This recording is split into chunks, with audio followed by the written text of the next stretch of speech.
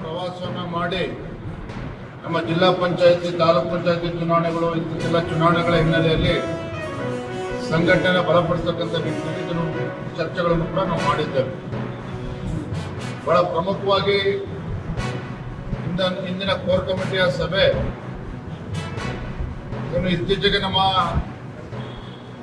ಕೇಂದ್ರ ಶಿಸ್ತು ಸಮಿತಿ ಬಸವನಗೌಡ ಪಾಟೀಲ್ ಯತ್ನಾಳ್ ಶಾಸಕರೇನಿದ್ದಾರೆ, ಅದೇ ರೀತಿ ಎಸ್ ಟಿ ಸೋಮಶೇಖರ್ ಅವರು, ಶಿವರಾಮ್ ಹೆಬ್ಬಾರ್, ಈ 3 ಜನ ಶಾಸಕರ ವಿರುದ್ಧ ಶಿಸ್ತು ಕ್ರಮವನ್ನು ಕೈಗೊಳ್ಳಬೇಕು ಅಂತೇಳಿ ನಮ್ಮ ರಾಜ್ಯ ಕೋರ್ ಕಮಿಟಿಯಲ್ಲೂ ಕೂಡ ಚರ್ಚೆ ಆಗಿತ್ತು. ಕೇಂದ್ರದ ವರಿಷ್ಠರ ಗಮನಕ್ಕೂ ಕೂಡ ತಂದಿತ್ತು.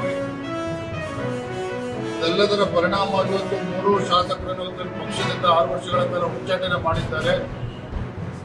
ನಾವೆಲ್ಲ ನೋಡಿದ್ವಿ, ಬೆಲ್ಗಾಂ ಘಟನೆಯ ನಂತರ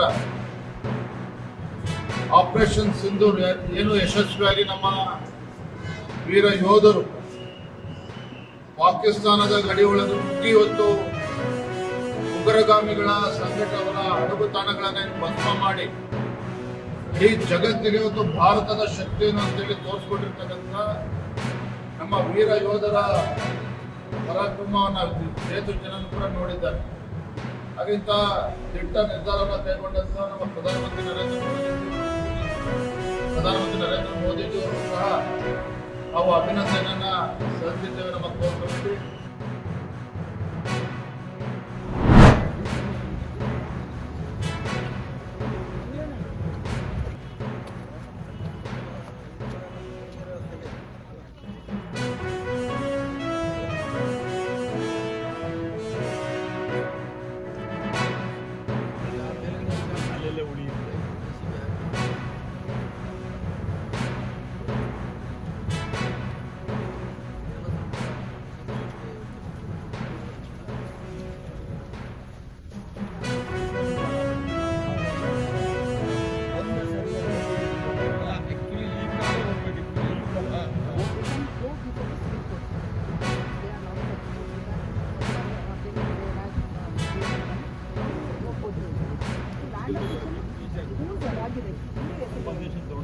Sir, recently they asked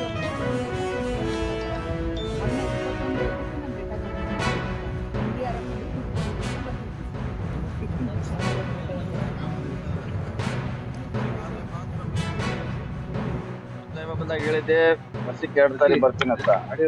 ಆದಷ್ಟು ಬೇಗ ಮುಗಿಸ್ಲಿಕ್ಕೆ ನಾವು ಪ್ರಯತ್ನ ಮಾಡ್ತೀವಿ ಅಂತ. ಅವಾಗ ಬಂದಕ್ಕೆ ಈಗ ಬಹಳ ವ್ಯತ್ಯಾಸ ಇದೆ. ಆದ್ರೂ ಕೂಡ ಆತಂಕ ಇದೆ ಜನರಲ್ಲಿ, ಯಾವಾಗ ಇದು ಕಳಿಸ್ತಾ ಇದೆ ಬೀಳ್ತಾ ಇದೆ ಅನ್ನೋದು ಆತಂಕ ಇದೆ. ಅದು ಕೂಡ ನಾಳೆ ನೋಡ್ಲಿಕ್ಕೆ ನಮ್ಮ ಜಿಲ್ಲಾಡಳಿತ, DC ಅವರು, ನಮ್ಮ ಸ್ಟೇಟ್ನವರು, ನ್ಯಾಷನಲ್ ಇವರೆಲ್ಲಕ್ಕೂ ಒಟ್ಟಾಗಿ ಕೆಲಸ ಮಾಡ್ತಾ ಇದ್ದೀವಿ.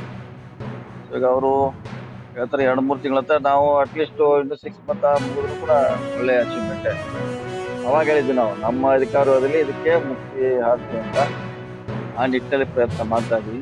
ಮತ್ತೆ ಮುಂದಿನ ಸಾರಿ ಬರ್ತೀನಿ, ಮತ್ತೆ ಮಳೆಗಾಲದ ನಂತರ ಬರ್ತೀವಿ. ಒಟ್ಟಾರೆಯಾಗಿ ಇದು ಬೇಗ ಆಗ್ತದೆ, ಕೆಲಸ ನಡೀತಾ ಇದೆ.